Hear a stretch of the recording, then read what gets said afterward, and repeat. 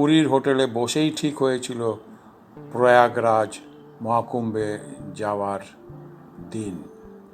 26 জানুয়ারি থেকে 28 জানুয়ারি 2025 পর্যন্ত মহাকুম্ভে যাওয়ার জন্য সুযোগ হলো।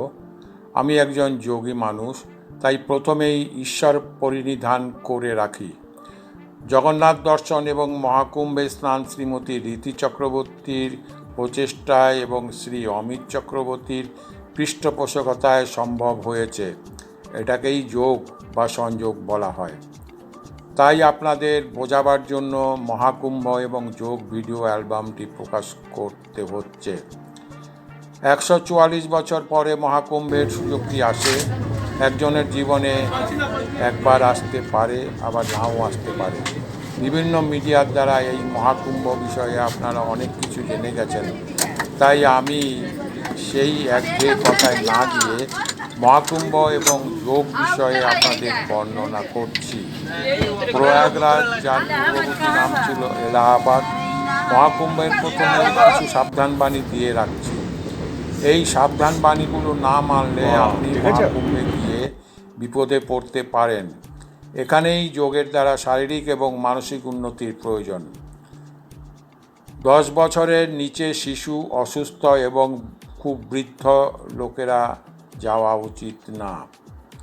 প্রত্যেকের কাছে লিখে রাখতে হবে সে কোন বাসস্থানে আছে, তার ঠিকানা এবং যোগাযোগ, কারণ সেই জায়গাগুলো আপনারা কেউ চেনেন না।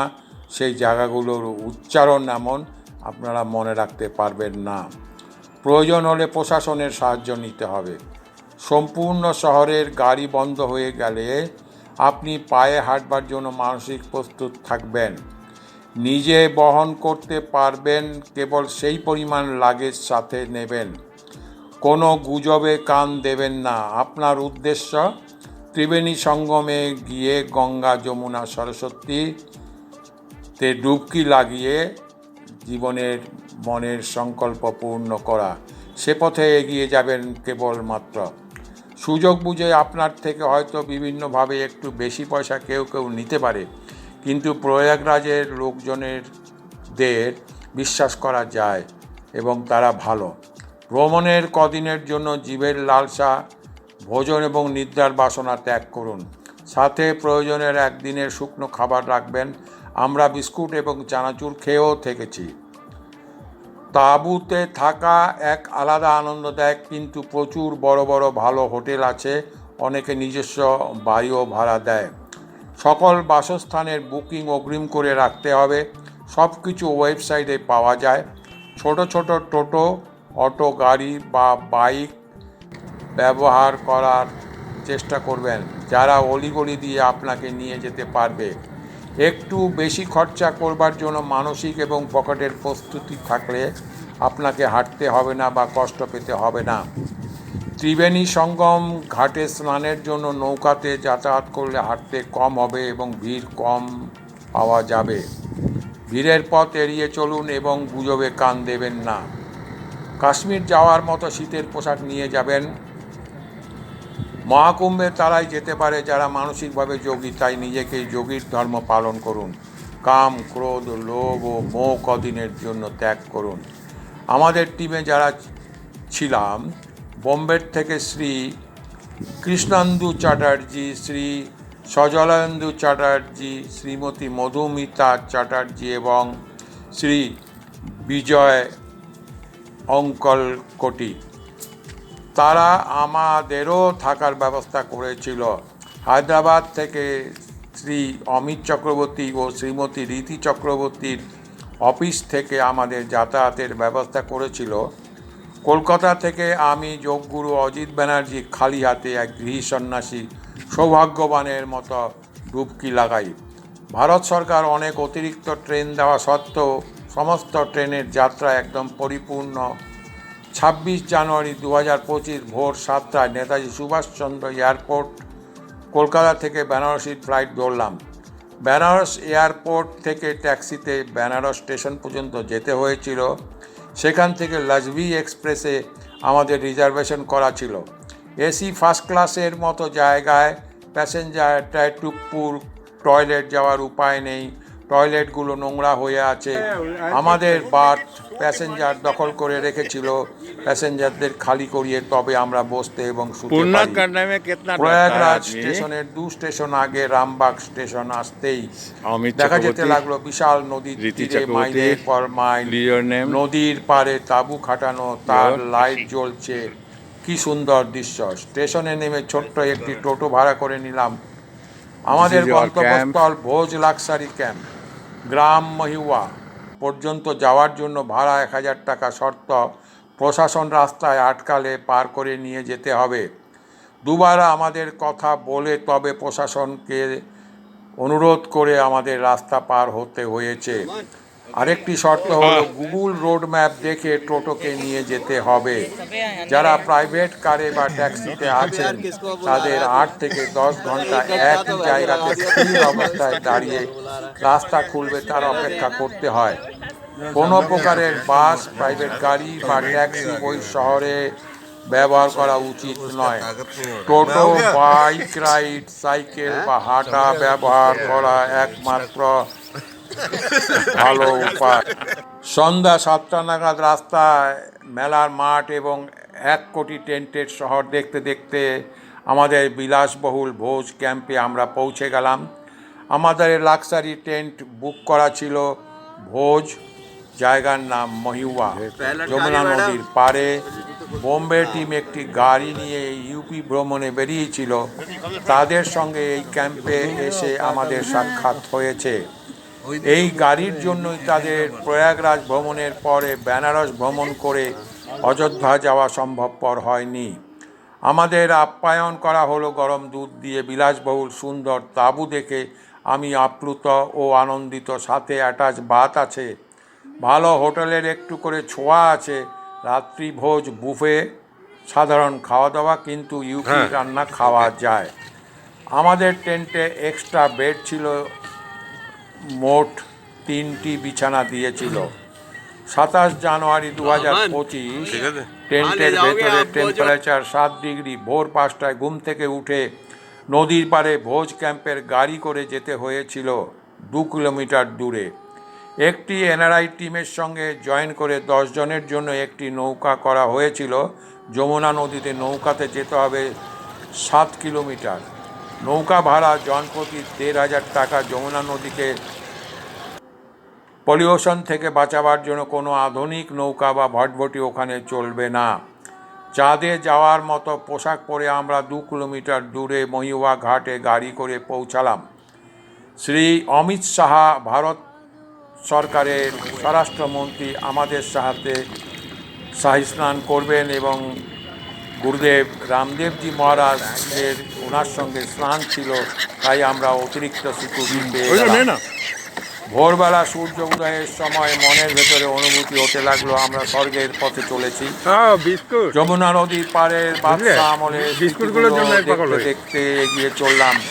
নদীর এক পারে আজান চলছে, আরেক পারে হেরাম হেরাম, মাঝে প্রচুর সাদা সাদা পাখি আমাদের মনোরঞ্জন করতে করতে এগিয়ে নিয়ে চললো। এক কোণে সূর্য উদয়ের দৃশ্য, মাথার ওপরে 2টি ব্রিজ দিয়ে হাজার হাজার লাখ লাখ লোক পায়ে হেঁটে এগিয়ে চলেছে ওই স্নানের উদ্দেশ্যে। মাঝে মাঝে পাখিরা বিভিন্ন প্রকারের খেলা দেখাচ্ছে। নদীর পাড়গুলোতে লাখ লাখ লোক জলে স্নান করে যাচ্ছে। আমাদের নৌকো চলেছে ত্রিবেণীর উদ্দেশ্যে, সঙ্গমের উদ্দেশ্যে। 2 জন মাঝি অনেক পরিশ্রম করে 7 কিলোমিটার নৌকো চালিয়ে নিয়ে যাচ্ছেন। উদ্দেশ্য ভিড় হওয়ার আগে ডুবকি লাগানো।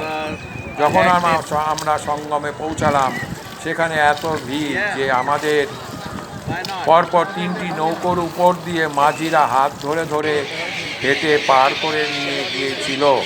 সেখানে এক অভিভূত দৃশ্য। পৃথিবীর বিভিন্ন দেশের স্নান পিপাসু অভিভূত হয়ে পাগলের মতো সব ব্যবহার করছেন। জামা কাপড়, ঘড়ি সব খুলে ফেলে দিচ্ছেন। এখানেই আমার মনে হলো মহাকুম্ভে পৌঁছে হয়ে যাবে। স্নানের ব্যবস্থা একটি ছোট দ্বীপের মতো জলে ডোবা স্থানে, কোমর পর্যন্ত জল। যেহেতু সাথে কিছু মূল্যবান জিনিস ছিল তাই আমরা 2টি গ্রুপ করে নিয়েছিলাম। অমিত এবং রীতি প্রথম গ্রুপে ডুবকি লাগালো। পরবর্তীকালে আমার ডুবকি লাগাবার পালি। আমি জলে নেমে অতি আনন্দ উপভোগ করলাম। খুব ঠান্ডা, তবুও মনে হচ্ছে আরও ডুবকি লাগাই, আরও ডুবকি লাগাই, আরও ডুবকি লাগাই। মানসিক অবস্থা এমন ছিল যেন আমি স্বর্গে ডুবকি লাগাচ্ছি। মা বাবা উপর থেকে আমাকে আশীর্বাদ দিচ্ছেন। আমার জীবন মায়ের যমুনা কালার বাবার গ্রিন है জন্ম ना, দেওয়া যमुना का সার্থক। रंग ग्रीन है 27 তারিখ বেলা 12টার সময় আমাদের और কোচ ট্রেন मिट्टी का খালি रंग করে है হোটেলে गंगा का। যাওয়ার প্রয়োজন হয়ে পড়ল। অটো আবার যেতে বিভিন্ন রকমের শর্ত, সব শর্ত পার করে একটি হোটেলে গিয়ে রাত কাটালাম। সেই হোটেলের থেকে পরের দিন ভোরবেলা 8টার সময় আমরা সারা দিনের জন্য নিশ্চিন্ত হওয়ার জন্য এয়ারপোর্টে চলে গেলাম। একটি বিষয়ে আমার দৃষ্টিগোচর হয়েছে, প্রয়াগরাজ শহর বা ইউপি এই বিশাল পৃথিবীর জনসমাগমের জন্য প্রস্তুত নয়। এয়ারপোর্ট, রেল স্টেশন, রাস্তাঘাট, হোটেল, গাড়ি ঘোড়া, স্নানের ঘাট, এমনকি প্রশাসন প্রস্তুত নয়। তবে খুব ভালোভাবে চেষ্টা করছে এবং ম্যানেজ করছে। একসাথে ইউপির 3টি শহর প্রয়াগরাজ, অযোধ্যা এবং বেনারসে পৃথিবীর আধ্যাত্মিক পিপাসু লোক ভেঙে পড়েছে। আমার অনুমান 26 ফেব্রুয়ারি পর্যন্ত 100 কোটিতে পৌঁছে যাবে। প্রয়াগরাজ একটি ছোট্ট এয়ারপোর্ট বিশ্বের জনসমাগম সামলাবার জন্য প্রস্তুত নয়। 10টা 11টা বাজতে বাজতে সমস্ত দোকানগুলোর খাবার শেষ হয়ে গেল। সন্ধ্যে 6টায় আমার কলকাতা ফ্লাইট ছিল। সারাদিন প্রয়াগরাজ এয়ারপোর্টে পাউরুটি, জ্যাম এবং চানাচুর খেয়ে পার করতে হয়েছে। অমিত এবং রীতি হায়দ্রাবাদ চলে গেল। সেই ফ্লাইটে এসেছিল হায়দ্রাবাদ থেকে একটি যুবক, যে হায়দ্রাবাদের ফ্লাইট থেকে নেমে বাইক রাইড বুক করে নদীর পাড়ে, যেখানে বাইক যায় না সেখানে দৌড়ে দৌড়ে গেছে। ডুবকি লাগিয়ে আবার সেইভাবে বাইক রাইড দ্বারা হায়দ্রাবাদ এয়ারপোর্টে ফিরে এসে আমাদের ফ্লাইট কলকাতা যাওয়ার জন্য ধরেছে, কারণ হায়দ্রাবাদ ফেরত যাওয়ার আর কোনো ফ্লাইট নেই। কলকাতা সোদপুরের বাড়িতে সে রাত কাটিয়েছে, আবার ভোরবেলা হায়দ্রাবাদের ফ্লাইট ধরে এসে হায়দ্রাবাদ চলে গেছে। এই শুনে আমি যুবকটির পুণ্য অর্জনের লালসা দেখে অভিভূত হয়ে পা ছুঁয়ে দিলাম। ফেরবার সময় কলকাতা এয়ারপোর্টে এসে ব্ল্যাকমেল হতে হয়েছে এবং এখানে একটি বেশি টাকা খরচা হয়েছে। ফেরবার দিন 28 জানুয়ারি রাত্রি 8:30 কলকাতা এয়ারপোর্টের ট্যাক্সি বুথে যখন ট্যাক্সির জন্য বুথগুলিতে যোগাযোগ করতে লাগলাম, আমাকে 3 ঘন্টা দাঁড় করিয়ে রেখেছিল। রাত্রি 11টার সময় কোনো ট্যাক্সি নেই জানিয়ে দেওয়া হলো। উবের বুথের এজেন্ট আমার কানে এসে 1064 টাকা দিলে এখনই উবেরের ট্যাক্সি আমার সামনে হাজির হয়ে যাবে বলায় আমি রাজি হওয়া মাত্র আমাকে ট্যাক্সি দিয়েছিল এবং সেই ট্যাক্সি করে আমি বেহালা পণ্ডিতের বাড়িতে এসেছি। মনে হচ্ছিল কলকাতা এয়ারপোর্টে কোনো প্রশাসন কাজ করছে না। বিভিন্ন মিডিয়াতে আপনারা দেখতে পাচ্ছেন মহাকুম্ভে হাজার হাজার লাখ লাখ সাধু সন্তদের আগমন। তারা সারা বছর কোথায় থাকেন? তারা কেন মহাকুম্ভে আসেন? মহাকুম্ভের থেকে তারা কোথায় যান? এই প্রশ্নগুলো অনেকের মাথায় জাগবে এবং অনেকে হয়তো এই নিয়ে হাসি ঠাট্টাও করেন। কিন্তু মনে রাখবেন, হাজার হাজার লাখ লাখ সাধু সন্ত আমাদের ভেতরেই লুকিয়ে রয়েছে।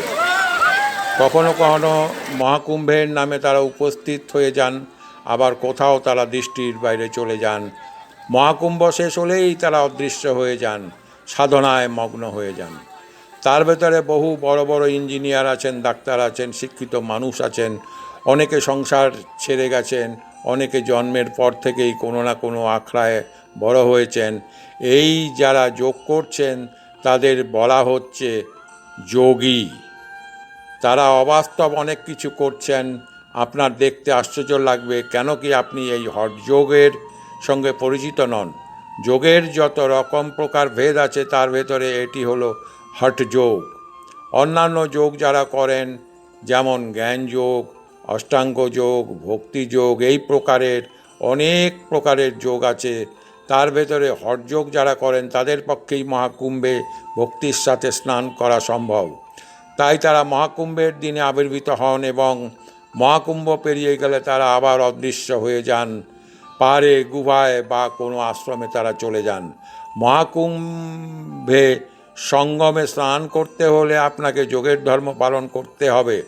আবার আগেও বলেছি, কাম, ক্রোধ, লোভ, মোহ এবং শরীরের প্রতি যে সমস্ত কষ্টগুলো যদি সম্বরণ করবার ক্ষমতা থাকে, তবেই মহাকুম্ভে যাওয়া সম্ভব বা যাওয়ার চেষ্টা করা উচিত। অন্যথায় সে হয় ভিড়ে হারিয়ে যাবে, মহাকুম্ভে অশান্তির সৃষ্টি করবে, অথবা সে মনে মনে দুঃখ পাবে, ঘরে বসে দুঃখ করতে থাকবে, আমি মহাকুম্ভে স্নান করতে পারলাম না, আমি পুণ্য অর্জন করতে পারলাম না। আপনার মহাকুম্ভে যাত্রা সফল হবে যখন আপনি নিজেকে যোগী হিসাবে প্রতিষ্ঠিত করতে পারবেন, যোগের ধর্মগুলো পালন করবেন। আসুন আমরা যোগ করে পরবর্তী মহাকুম্ভ না হোক, যে কোনো কুম্ভের জন্য বা অর্ধকুম্ভের জন্য প্রস্তুত হয়ে আমরা সাংসারিক জীবনে এবং সমাজের শান্তি, শৃঙ্খলা, সুখ ফিরিয়ে আনি। ওম ওম ওম। একটি প্রশ্ন আপনাদের সামনে রাখা হচ্ছে, মহাকুম্ভে কি সেই যেতে পারে যে পুণ্য অর্জন করেছেন, নাকি যে পুণ্য অর্জন করবার জন্য, পাপ ধোবার জন্য মহাকুম্ভে যাচ্ছেন? এই প্রশ্নটি উত্তর আপনারা একটু নিজেরা চিন্তা করবেন। এই প্রশ্নটি আমাদের আধ্যাত্মিক জগতে এখন আলোচনার বিষয় হওয়া উচিত। ওম ওম ওম।